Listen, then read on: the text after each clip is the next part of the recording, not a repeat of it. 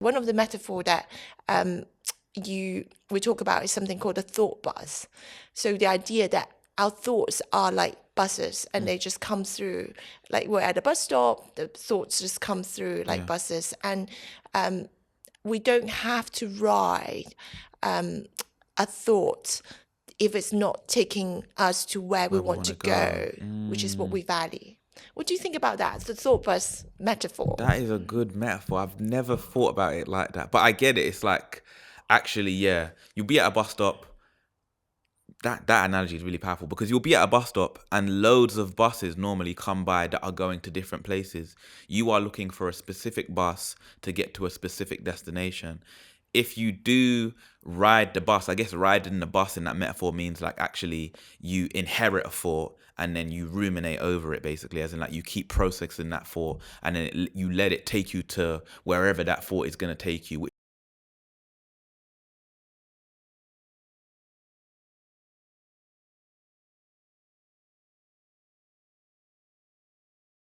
For the lay person out there, it might seem like a very silly question, but what is anxiety? What is anxiety to you? Like, what does that look like? What is it? What is it? Yeah, that is a really, really interesting question. I mean, I often start these workshops by asking the students, what's the difference between someone saying, I have anxiety and I feel anxious? Yeah. What do you think, Yeah. Deji? I guess that's a good. Okay, what's the difference between saying? Okay, so I would say I feel anxious acknowledges that anxiety is a feeling that everybody experiences. Just like anger or whatever, like there's not really any pathologizing of anger. Anger is a feeling that everybody understands that you're going to encounter regularly in your lifetime. So I think when people say I feel anxious, I think that's speaking to the feeling. When people say I have anxiety, which is something that I have a problem with at the moment, I think that's where we pathologize it and we say that actually this is something that is permanently with me, and that because I have anxiety, that means I'm generally anxious, or I encounter anxiety frequently. I feel the feeling of anxiety frequently. That's how I would describe it. And I don't think that's a helpful mindset to have. I actually prefer it when people like keep anxiety in the moment that it's in, rather than actually it being a label or something that defines them. Yeah. So I'm hearing from you that, I really like the way that you describe how, I feel anxious is like you're speaking into the feeling of anxiety. Yeah. But whereas I have anxiety is kind of pathologizing it. And it's almost like, this is something that stays with me. Exactly. And Yeah. Yeah. it's within me. Yeah. Absolutely. And I think it is so interesting how, how in society, the way that we refer anxiety, the way that I have anxiety is almost like a disorder that you self-diagnose. Exactly. Yeah. Yeah. And it doesn't kind of go away. Yeah. Whereas kind of the way the psychologists try to think about anxiety is actually anxiety, like you were saying, is a normative emotion in terms of meaning that it has 4 different components, and one is feeling that I'm feeling anxious. One is a thought. So often anxiety is to do with a thought that you're worrying about something. I worry about my exam, and then there tends to be a physiological component. So the sensation that, I feel like I want to vomit. Heavy breathing, shaking. Yeah, absolutely. Like, and I'm really glad you talk about, heavy breathing, shaking, and that, that often like heart rate actually is relating to your heart beating faster, kind of preparing you for that fight or flight. And then, so the 4th component is your action tendency or behavior. I mean, ACT would say action tendency, what you tend to do when you feel anxious. So, for example, if you feel anxious about social situation, your tendency would be to avoid it. So the 4 different components, that would be how psychologists think about anxiety as a normative emotion. But obviously, I think is really interesting to think about anxiety in the sense that, for some people, as you were saying earlier, the frequency and the intensity is so high that it become what we call anxiety disorder. And that is often when you are going to be needing to seek professional help, and so that's less the kind of self-diagnosing, but actually getting there other is, people. as in like you're feeling this feeling more than other people, more, and that's actually affecting your functionality on a day-to-day basis. Exactly. That makes sense. Okay, so I guess we work with students mainly. Why do you think there is such an increase in anxiety amongst students or the younger generation these days? Or at least that's how I perceive it, that students now are more anxious than when I was a student, maybe like about 10 years ago. What do you think is the reason for that increase? If there has been an increase at all, or is it just that people are more aware of it now and, again, giving themselves the label, or more likely to access support for a feeling that everybody's been feeling for ages? That's a really good question, Deji. Like whether, why is there more people saying that they have anxiety? It is, and that sense of self-diagnosing, and it's interesting. I'm kind of trying to think back to my university day.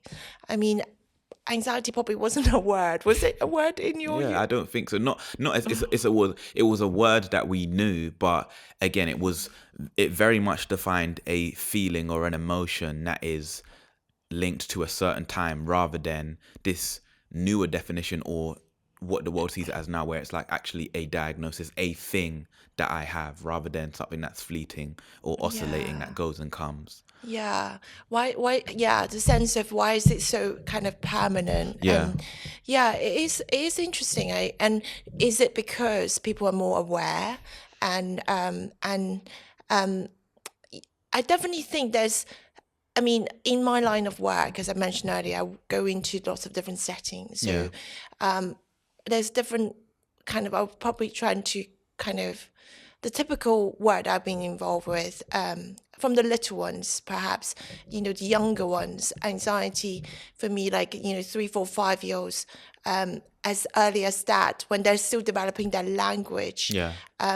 Often I notice that anxiety is kind of triggered off by their sensory responses to the environment, and we do see quite a lot of young people who could be finding it quite difficult who get anxious when they are not able to predict the situation. So in the kind of The uncertainty. so perhaps more to do with the neurodivergent cohorts, where when they cannot predict a situation, they get very anxious. So you've got, children, very young, who's presenting in this way. In terms of school age, I'm generally working with quite a lot of something called emotional-based school avoidance. Have you heard of some? No.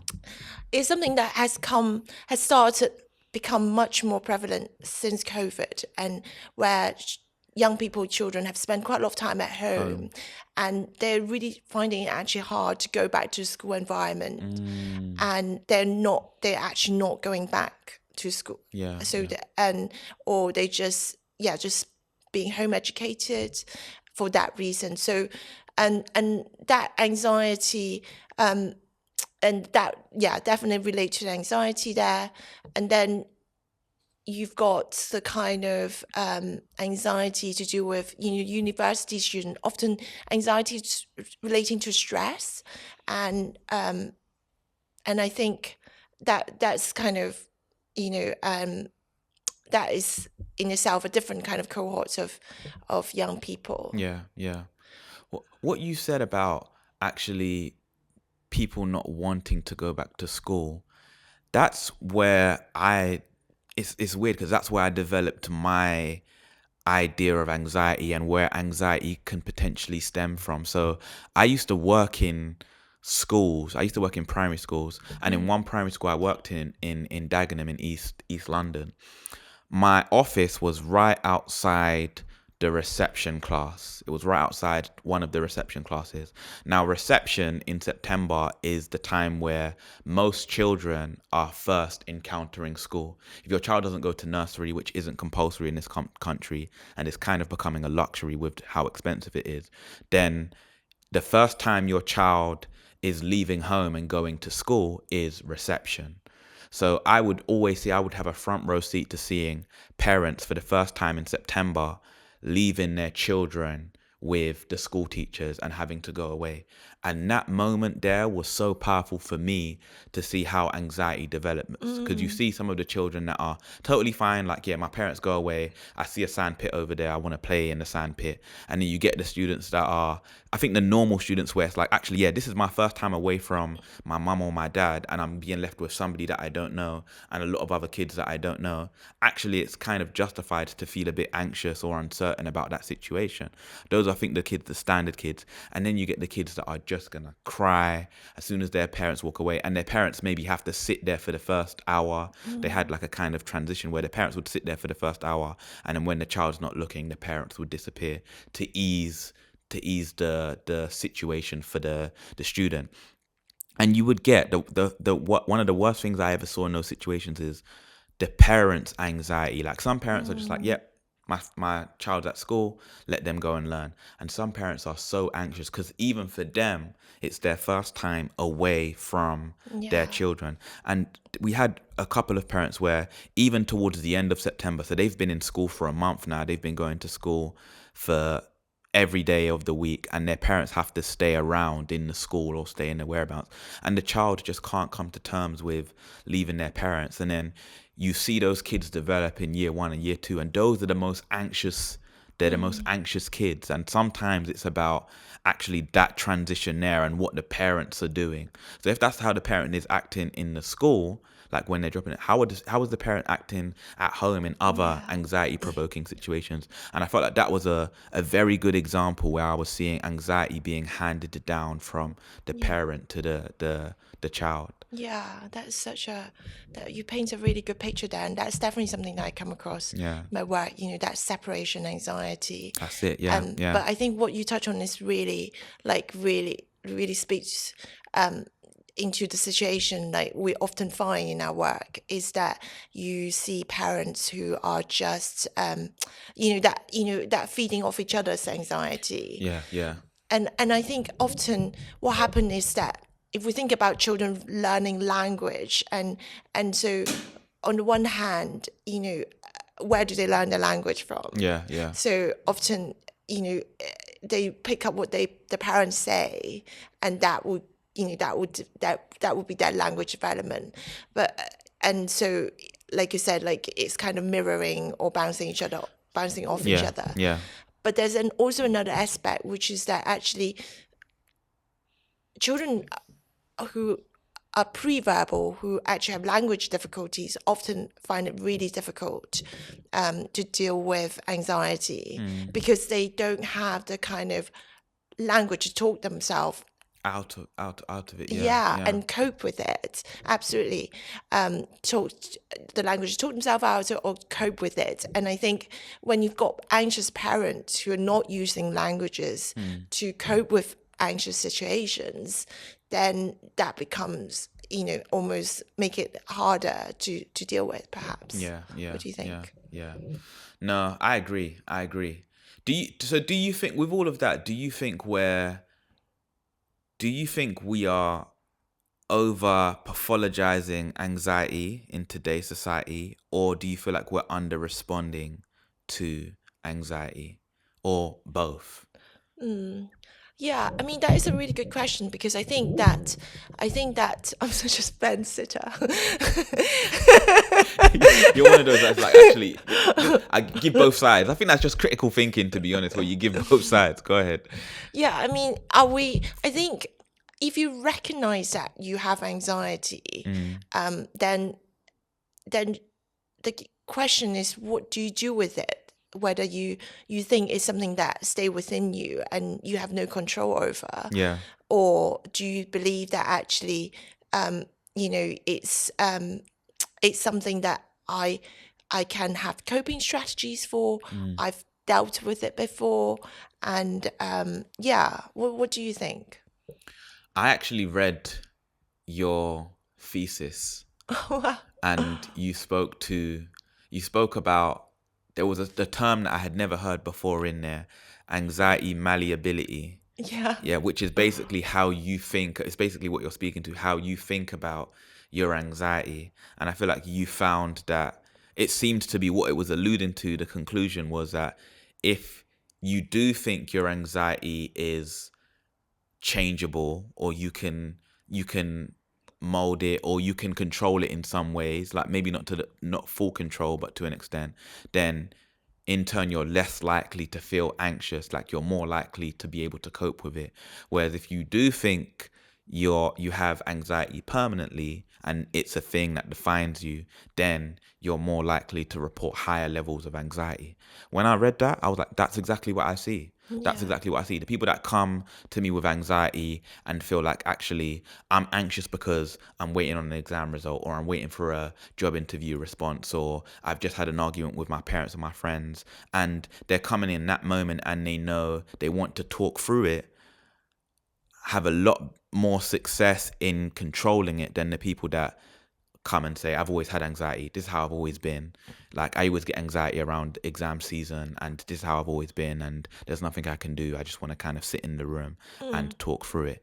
Those people have a lot worse outcomes, I would say, than the others. So yeah, that's my opinion on that. Oh, thank you so much for that feedback. It's okay now. No, yeah, it is really interesting, and I think one aspect of it is that I think anxiety is the component we were talking about, physiological component, often feel that you have no control over. Like when you experience panic attack, you're like, I have no control over. So that feeds into the belief that I have no control over my anxiety. Rather than actually thinking, actually, it's actually, of course you're going to, if you're feeling anxious and your amygdala is triggered, then of course you're going to feel overwhelmed. Of course again, it's preparing you for that fight or flight response, and your heart speed is going faster. Actually, if you're really kind of rational about it, it's actually just a component of anxiety rather than something that you that stay within you and you have no control over. How does ACT tell us to deal with anxiety? When I do anxiety management, it's almost always the first thing I start with is grounding techniques, and actually, which is basically just trying to take your mind off of the thoughts that are provoking the anxiety. How does ACT say we should deal with anxiety? Yeah, that's a really good question. So I think anxiety from ACT perspective is not, number one is that the idea that anxiety is not a bad thing. Anxiety or any emotion is a signal. It tells you something. And it tells you something that you feel anxious about your exam because it's important to you. So it's recognizing that actually it's an emotion that we can be, that we can put our arms around and just acknowledge and validate. So that's the number one thing that you do, is just, okay, anxiety is here. Let's put an arm around it. Let's be a friend to it, and let's allow it to be here. And then once you kind of accept it and acknowledge those feelings, then you move on to thinking about the thoughts in terms of, thought processes. What are your thoughts relating to your feeling of anxiety? And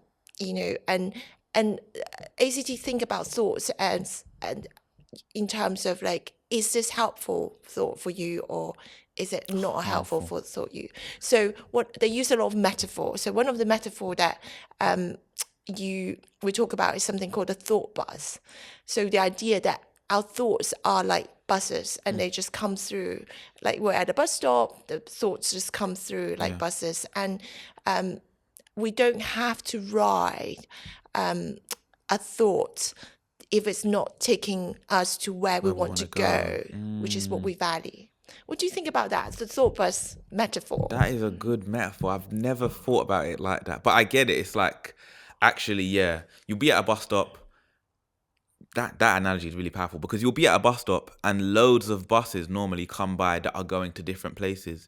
You are looking for a specific bus to get to a specific destination.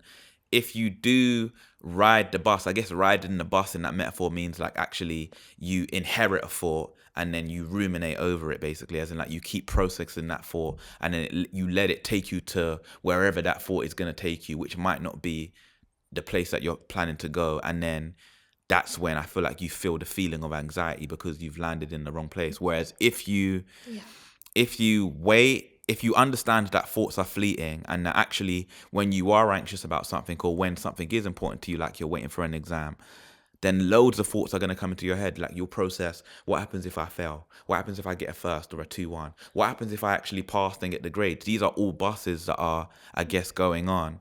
And what the analogy, I guess, is saying is that you should work to consciously ride the bus that contains the thought that is the most positive. Because there's some people that are more positive when they ride. Somebody like me, when I've done a job interview and I feel like I did well in that job interview, I still have fleeting thoughts that actually, what if this person didn't like the way I did this or whatever. But because I'm quite a confident person, then I will ride the bus of the thought that says, actually, I did well and I'm probably going to get the job, and I will behave in that way. And then that's a more positive mindset in that time between me doing the interview and getting the result. That's a more positive space to be in that isn't anxiety provoking. And I'm guessing people that are more anxious in general or less confident probably ride the bus of the thought that is really anxiety provoking, and that isn't helpful. That's a really good analogy. Really good analogy. Yeah, exactly. And I really like, the way that you like really kind of explain that so well. And I think the idea that you can ride a bus that takes you to kind of ruminating, and often anxiety kind of relates to this overthinking, ruminating, or like catastrophizing. So it's that spiral, but the idea that actually I don't have to ride that bus. It's just a thought. A thought is a thought. Exactly. And I'm not my thought. It's actually quite powerful. Yeah. And I think that I think it's a metaphor, an analogy that can be really helpful for people. Yeah. But how it's different from CBT is that CBT is trying to change the way that you think about your thoughts, like to change your thoughts itself. Yeah. Whereas ACT is like, I'm not judging my thoughts, but I can decide whether I ride that thought. Which one? Yeah. So I guess in going back to that analogy, CBT is basically saying that go to the bus stop that only has this bus coming through, that has this one more positive thought going. As in, like, it's basically saying to you that you don't have to go to a bus stop that has several buses, because some bus stops only have one bus coming through. I think that's quite normal in Cambridge. But I guess in London, normally you have bus stops that have loads of thoughts coming through. And actually, I think the ACT approach to that is more realistic. That I think it's quite natural to have several thoughts about one particular thing, and then there's one thought that normally has more weight, and then I guess you kind of ride that bus. I like that. I mean, the other analogy is like emails, like, all the emails, your thoughts are just emails that coming into your inbox. Like you can't possibly read every single one, and you need to be selective, and in order to function effectively. Yeah. So you decide which one you actually read. And I think that, again, is another metaphor, analogy that is really helpful for people to think about. I like that. Okay, no, that's it. My next question was actually going to be, what is your top tip for anxiety? Somebody comes to you anxious, and what is your top tip? But I feel like actually that what you just said answered that, because I feel like you've already changed through that analogy. You've already changed something that I'm going to say to people when they come to me with anxiety, because I think that's actually really powerful about the thoughts. Okay, that's thing. Actually, I'd be curious what you think when you said, like, what can we do to people? How can we help people who come to us with anxiety, which we both experience in our work? I recently heard, that the 20th generation or university student are using ChatGPT Yeah. with anxiety. Have you come across Yeah, that? yeah. And what are your thoughts about that? I'm actually a ChatGPT fan. Yeah. I don't know if I'm a ChatGPT fan for therapy, but I do think the fact that people are using ChatGPT speaks to the way therapy and counseling is working nowadays. Like I feel like it's less about like I feel like therapists or counselors are taught in a certain way, and they're taught, especially with things that are quite common like anxiety or depression, you've almost kind of have a handbook of what to say now, which basically ChatGPT is going to regurgitate. So like I said, when people come to me, I've always been taught to speak about the thoughts, like what are your thoughts are, explain anxiety, which most practitioners are going to explain anxiety in the same way as I do. And actually short-term techniques is going to be grounding techniques. So if you're going to every counselor or every therapist and they're saying that, especially in the NHS, it's like you're told to say the same things, rather than I might have my own individual perspective and another counselor might have their own. I feel like it was more like that back in the day. Then actually, if that's what we're doing anyway as human beings when you go to therapy or counseling, then what is wrong with ChatGPT doing that same thing? It's just another way of getting it from a computer rather than a human, but you're getting the same message. Because I'm pretty sure, I haven't tried this, but I'm pretty sure if I type in ChatGPT now, I have anxiety, what can I do? It's probably going to spit out grounding techniques and all of the research that's on the internet that we as practitioners use anyway. So is it harmful? On the other side of that though, I do believe counseling and therapy are powerful because of the human element of it. Like, so when anybody tries to come see me, I always try to add that human touch to whatever I'm doing, whether that means giving personal examples about how I got through something, or just that compassion that you're not going to get from a device, or like that realistic compassion that you're not going to get. And I feel like there's always going to be power in that. I feel like paradoxically, one of the effects, one of the worst things is that the person going to ChatGPT will always know they're speaking to a technology. They're not speaking to a human. And I think there's power in knowing that you're speaking to a human anyway. I feel like that gives more credibility to anything that's said anyway. Yeah. So that's my opinion on it. No, that's so interesting. So, in terms of response, AI can predict what kind of response to give based on, what are the, advice or therapeutic input that other people would, professionals are giving. Well, are given, exactly. So in that sense, that's quite automated, and they're probably going to use an approach that's evidence-based. Exactly. But at the same time, it doesn't have that human touch. You're not going to get a hug from AI. Yeah, exactly. Not yet, anyway. Not until they start creating robots. So. But what's really interesting was, as an experiment, on the way up here on the train, I typed into ChatGPT. I was like, I feel anxious about doing a podcast on anxiety. What can I do to relax? Is that actually what you said to it? Yeah, it was really interesting to hear its response. What did it say? The first thing it says is very act approach. It's like, of course it makes sense. It makes total sense. Like other people will feel the same way as well. Yeah. And that's like acknowledging and validating that feeling. And then it, of course, as you were mentioning, grounding technique, evidence-based. That's one thing that in the kind of things that you might want to do.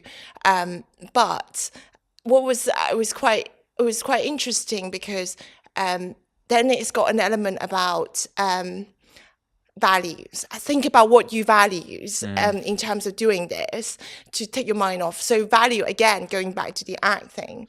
And lastly, be compassionate. If you stumble, it's okay. Yeah. So that is a very act approach.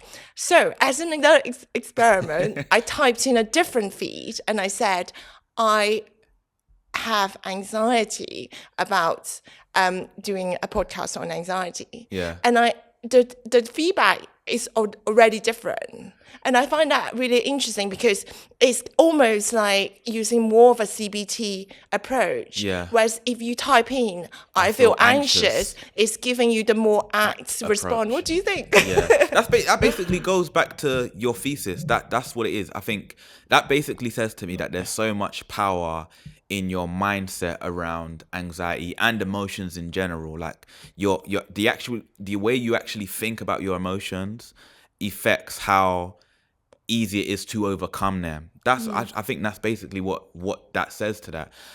It is. This is ChatGPT. It is worrying that ChatGPT wouldn't. I would expect like AI to be at the stage where it would first acknowledge that. This is where I think a good counselor, a good therapist would be better than ChatGPT, because I feel like if somebody came to me and said that, the first thing I'm looking at is the terminology. What kind of just like we said earlier in the conversation, the fact that you've said I have anxiety.